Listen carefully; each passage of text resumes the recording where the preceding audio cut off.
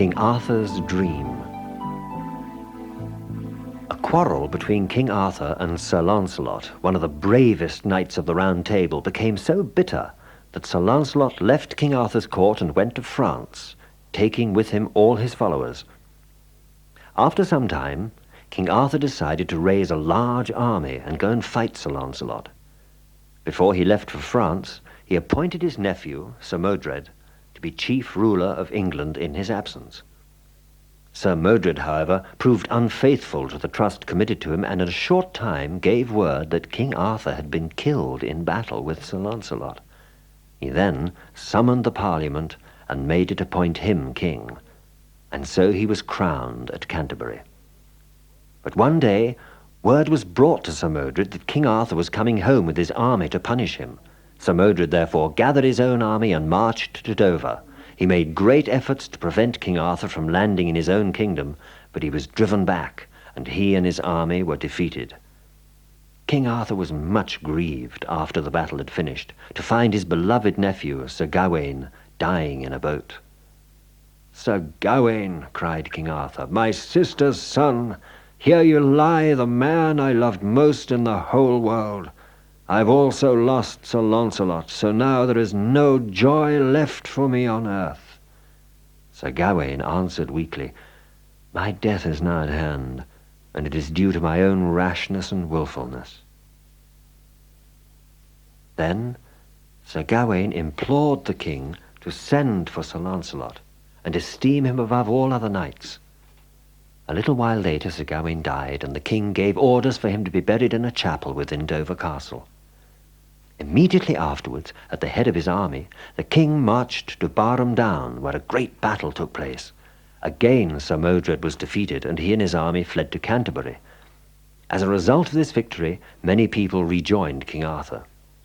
It was arranged that a new battle should take place on a level stretch of ground near Salisbury. Sir Modred strengthened his army, and those who were in favour of Sir Lancelot also joined his side. On the night before the battle, King Arthur had a strange dream. Sir Gawain came to him and warned him to put off the battle. "If you fight tomorrow," Sir Gawain said, "you and a great many of your followers will be killed. But if you put off the battle for a month, then Sir Lancelot and all his knights will come to your assistance, and you will win the battle with Sir Modred." The king called his knights and lords and told them of his vision. They agreed that 2 nobles and 2 bishops should go to Sir Modred and try to make a truce with him for a month. The next morning, when the armies stood face to face, Sir Modred sent word to King Arthur, asking him to meet him on a ground in full view of either army, and each should bring with him 14 knights. The king agreed to this. Before going, the king told his army that if they saw any sword drawn, they were to come immediately and kill the traitor Sir Modred. Sir Modred gave the same orders to his army. "If you see any sword drawn," he told them, "come and slay everyone that stands before you, for I have no faith in this truce." The 2 leaders spoke to each other and came to an agreement. Then they sat down and took some refreshment. Suddenly an adder came out of a bush and stung one of the knights in the foot. He immediately drew his sword and killed the adder. As soon as the 2 armies saw the sword drawn, they blew trumpets and horns and started to shout. Before anything could be done, a fierce fight broke out, which lasted until sunset. Many were killed on both sides, and King Arthur was very grieved to see the field covered with the dead bodies of so many brave men. Of King Arthur's army, only the king himself and 2 of his knights survived. They were Sir Lucan and his brother Sir Bedivere. "Where are all my noble knights?" the king cried, looking around him, "that I should have lived to see such a sad day. Now I must soon die, but first I wish to punish the traitor Sir Modred, who has caused all this bloodshed." Looking up, King Arthur saw Sir Modred leaning on his sword beside his dead men. "Give me my sword from the stone, Excalibur," the king said to Sir Lucas, "for there I see the traitor." The 2 knights reminded the king of Sir Gawain's warning, but the king would not be deterred. Brandishing his sword, he ran towards Sir Modred, crying, "Traitor, now your death day has come. Seeing King Arthur's fury, Sir Modred brandished his own sword and ran towards him, but the king's sword pierced his body first. And when he felt the deadly wound, Sir Modred struck his sword at the side of King Arthur's head. Sir Modred fell dead to the ground, and King Arthur fainted beside him. The king's two faithful knights, Sir Lucan and Sir Bedivere, raised him from the ground and quickly carried him to a little chapel not far from the seaside. "It is best," Sir Lucan said to the king, "that we should take you to a town." But the king said, "I cannot stand. My head aches too much." The two knights tried to lift the king to his feet, but he fainted again, and Sir Lucan, in the heavy effort, fell to the ground and died on the spot. The king, on recovering his senses, mourned the death of so brave a knight, and Sir Bedivere wept for his dead brother. "Do not mourn," the king told him. "It is no good to me or to this brave knight. My time on earth is passing fast. Therefore take my good sword and go with it to the waterside. When you come to it, throw it in the water, and then return to me and tell me what you have seen." "My lord," Sir Bedivere said, "your command shall be obeyed." And he departed.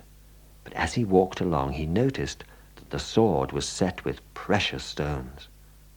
"If I throw this sword into the water," he said to himself, "no good will come, but only harm and loss." So he hid the sword under a tree and returned to the king and told him that he had thrown it into the water. "What, then, did you see?" the king asked. "Sir, I saw nothing but the rippling of the waves," Sir Bedivere replied. "That cannot be true," King Arthur said. "Therefore, if you love and honor me, go again and do as I command you."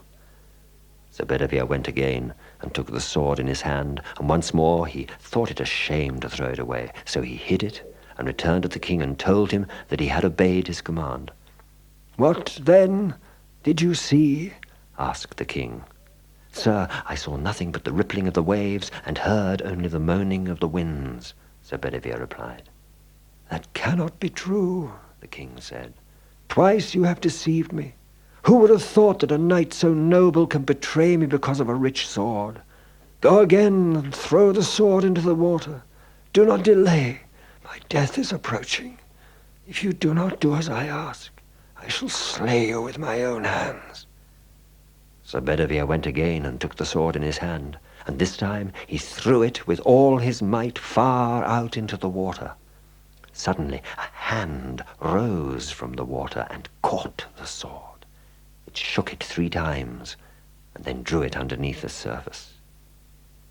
Sir Bedivere returned to the king and told him what he had seen. "Ah," the king cried, "help me now from this place, for I fear I have stayed too long." Sir Bedivere lifted the king onto his back and gently carried him to the waterside. As they approached the water's edge, a small barge with many fair ladies in it drew towards them. They were wearing black hoods, and when they saw King Arthur, they cried and wailed. "Now lift me into the barge," King Arthur ordered Sir Bedivere. 3 ladies, wearing crowns of gold, took the king and laid him on the deck, his head resting on the lap of one of them. "Oh, dear brother," she said, "why have you waited so long? This wound on your head is almost cold."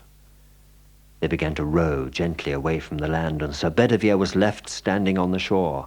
"Oh, my lord Arthur," he called out, "what shall become of me now that you have gone and left me alone among my enemies?" "You must comfort yourself," the king said. "I cannot help you as much as I would like to, for I am going to the Vale of Avalon to heal myself of my grievous wound. If you do not hear of me again, do not forget King Arthur." As the barge moved slowly out of sight, Sir Bedivere stood watching. Then he ran weeping into the forest.